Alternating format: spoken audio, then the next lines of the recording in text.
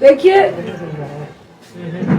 मुझे अच्छा नहीं लग रहा कि मैं नीतीश बाबू को कुछ ऐसे सवाल करूं, रूडी साहब से कुछ ऐसे सवाल करूं, भाजपा से कुछ ऐसे सवाल करूं इस वक्त जो मेरे चरित्र में नहीं है।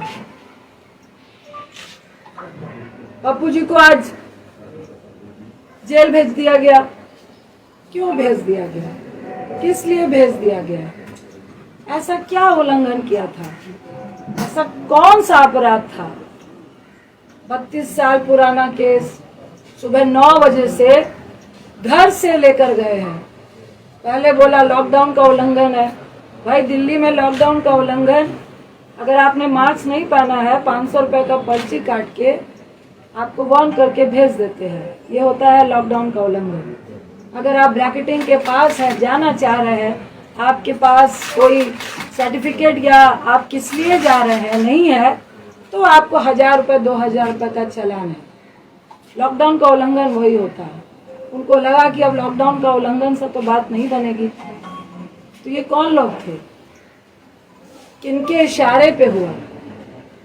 नीतीश बाबू, अगर आप इतने कमजोर और असहाय महसूस कर रहे थे तो भैया हम लोग को भी फोन करके बता देते कि भाई मैं मजबूर हूँ, बहुत कम विधायक आए हैं और भाजपा का सिर्फ बिहार में नहीं पूरे देश में गुंडा राज चल रहा है। जो वो चाहते हैं वो ही करते हैं।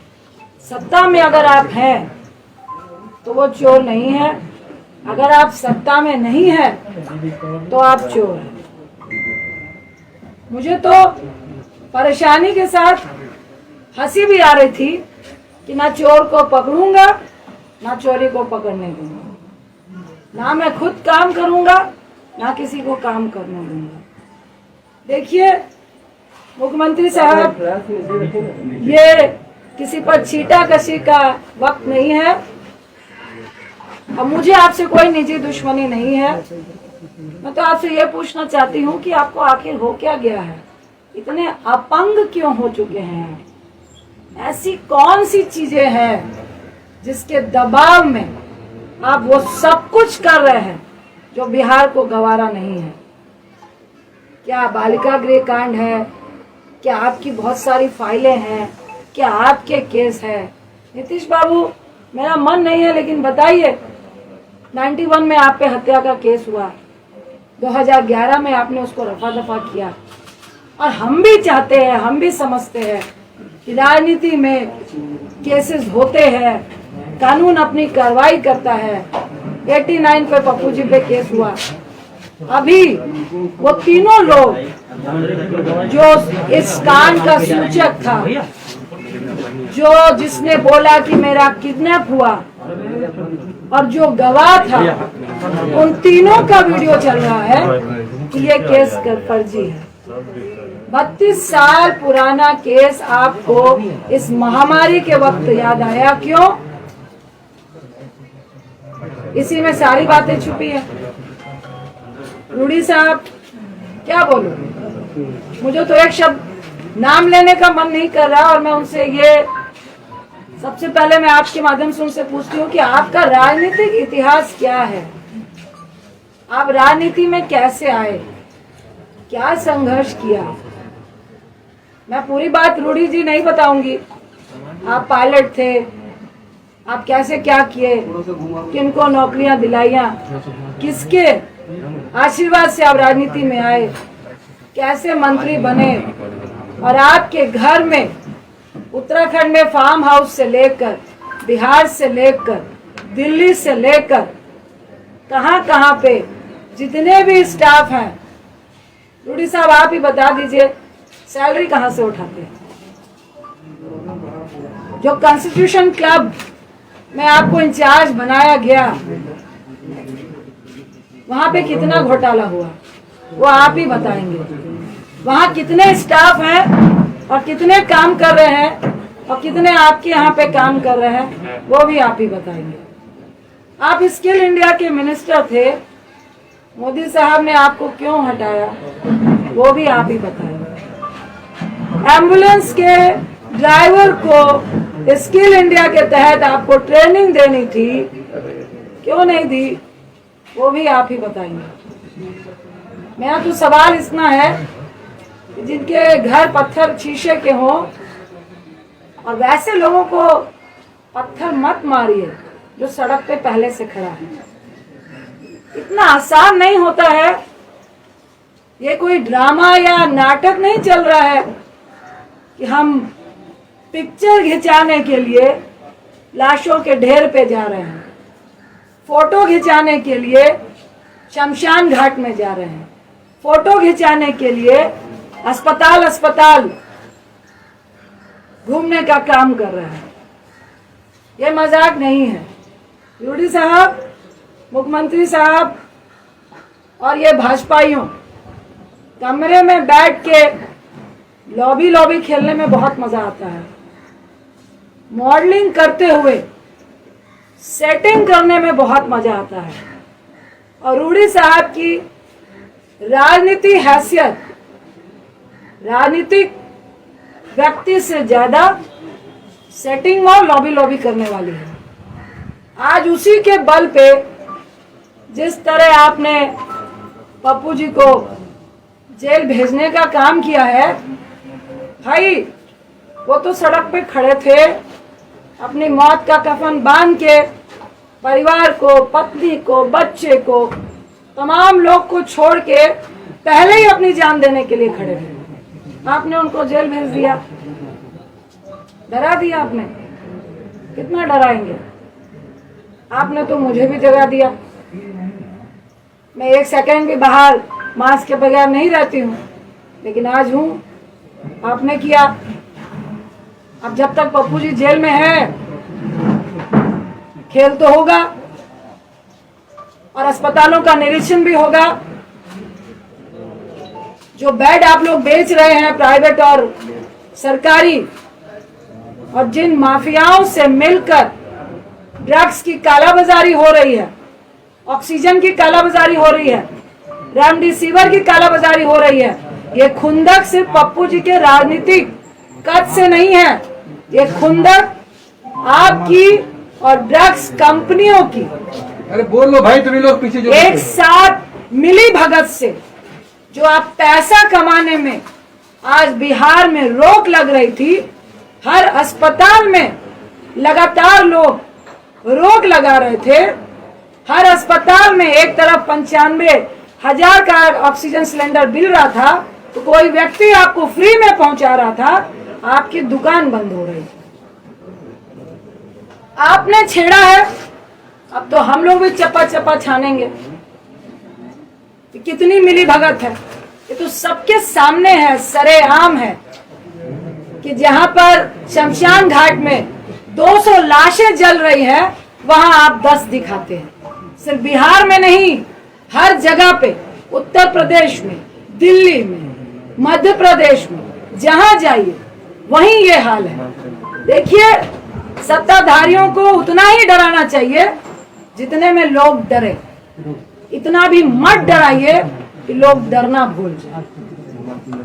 और जो सड़क पे खड़ा हुआ व्यक्ति को आप जब डराने की कोशिश करते हैं, मौत का कफन बांध के खड़ा हुआ व्यक्ति, उस व्यक्ति को जब आप डराने की कोशिश करते हैं, तो डर खुद डर जाता है।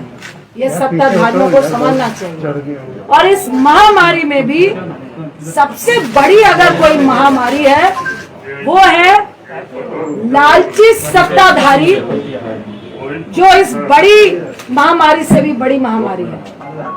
वैसे लोग जो आज सत्ता में विराजमान है, जो जनता को मरते देखकर कीड़े मकोड़े समझते हैं और खुद को उनको मारने वाली दवाई समझते हैं। मुख्यमंत्री साहब, आप और आपका गैंग और ये भाजपाई आज जनता को महामारी में कीड़े मकोड़ों की तरह मारने वाली आप लोग दवाई बने हैं। महामारी से अगर 10 लोग मर रहे हैं, पर आपके कारण 500 लोग का आंकड़ा जो हो रहा है, वो आप लोग के कारण हो रहा है। वो आपकी दी हुई असुविधा के कारण हो रहा है, वो आपकी अव्यवस्था के कारण हो रहा है। पप्पू जी का क्या दोष था? आपके तमाम सरकारी अस्पतालों का निरीक्षण, जिसमें आप रूम में बैठ के मास्क लगाकर जूम से बता रहे हैं कि 25,000 रेमडेसिविर है, इतने ऑक्सीजन सिलेंडर है, इतनी दवाइयां हैं, इतने बेड हैं, इतने वेंटिलेटर हैं। क्या आपने ये बताया कि कितने वेंटिलेटर काम कर रहे हैं? अरे मेरी ही कंस्टिट्यूंसी में 6 वेंटिलेटर है, पर मैं राजनीति नहीं कर रही थी। लेकिन इसका यह मतलब नहीं, जो कह रहे थे कि मधेपुरा और सुपौल की खबर लीजिए, आपको डाटा दूं क्या? वहां पे कितने ऑक्सीजन सिलेंडर है, कहां कहां क्वारंटाइन सेंटर है, और कितने आपके वेंटिलेटर चल रहे हैं, और कौन लोग वहां पे जा रहे हैं। अरे आपके पास तो डॉक्टर और नर्स भी नहीं है जो ये बता सके कि ऑक्सीजन देना कैसे है। आपने 120 रेमडेसिविर दिए हैं, आपने 250 ऑक्सीजन सिलेंडर दिए हैं। हमने पूछा सिविल सर्जन को, भाई साहब 500 लोगों को ऑक्सीजन लगेगा तो क्या करेंगे?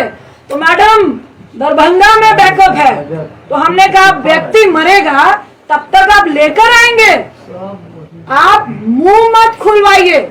और हम लोग सिर्फ मुंह इसलिए नहीं खोल रहे हैं कि लोग पैनिक नहीं हो, लोग नहीं डरे, लोग भयावह नहीं हो। क्योंकि जिसका 95 भी ऑक्सीजन होता है, अगर उसको ये मालूम चल जाता है कि अस्पताल में ऑक्सीजन सिलेंडर नहीं है, उसका ऑक्सीजन लेवल वहीं से 90 और 88 चला जाता है। इस दर्द के कारण आपकी बातों को नहीं बोल रहे, इस दर्द के कारण आपसे हम लोग बात नहीं करना चाह रहे थे।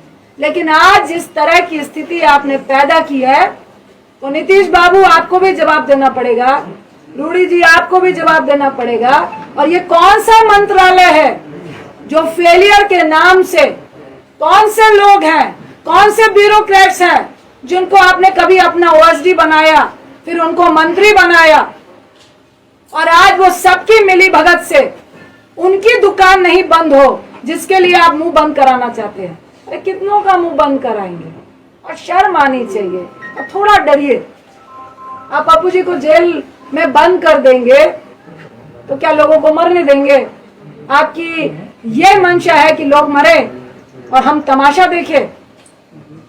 गोल्फ के मैदान में गोल्फ खेलते हुए कि भाई स्थिति बहुत पैनिक है, मुझे तो बहुत डर लग रहा है, आई एम वेरी सेफ, कहने में बहुत मजा आता है। मोदी साहब आप भी आइए, जो सेंट्रल में चुप्पी साध के बैठे हैं, ये आपके ही क्रियाकलापों का प्रेरणा है जो आज आपके लोग कर रहे हैं।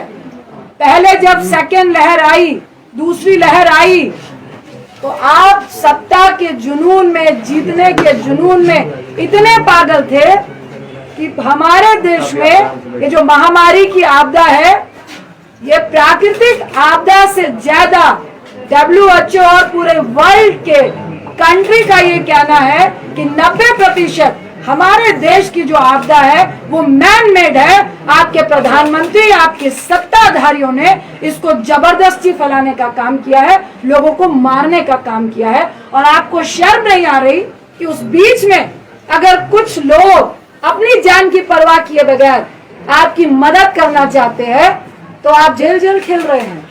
जेल के अंदर वो पॉजिटिव होके आएंगे तो ना मैं माफ करूंगी, ना आपको जनता माफ करेगी। और सिर्फ माफी से काम नहीं चलेगा। अगर चंद दिन के अंदर, 2 दिन के अंदर पप्पू जी रिहा नहीं होते हैं और आप ये डॉक्टर और प्रशासन का खेल खेलते हुए उनको हर दिन गाड़ी में 4-4 लोगों के साथ बैठा बैठा के जो घुमाने का आप काम कर रहे हैं, तो आप भाजपाई लोग भी सुन ले, मुख्यमंत्री साहब भी सुन ले। रूडी साहब, आपकी जो एम्बुलेंस घर में थी वो सरकारी खजाना था, और एक तरफ लोग 12,000 रुपए पर किलोमीटर एम्बुलेंस के लिए दे रहे थे और तब भी नहीं मिल रही थी। मैं अनशन में बैठूंगी जब तक आपको जेल के अंदर नहीं कर दिया जाएगा।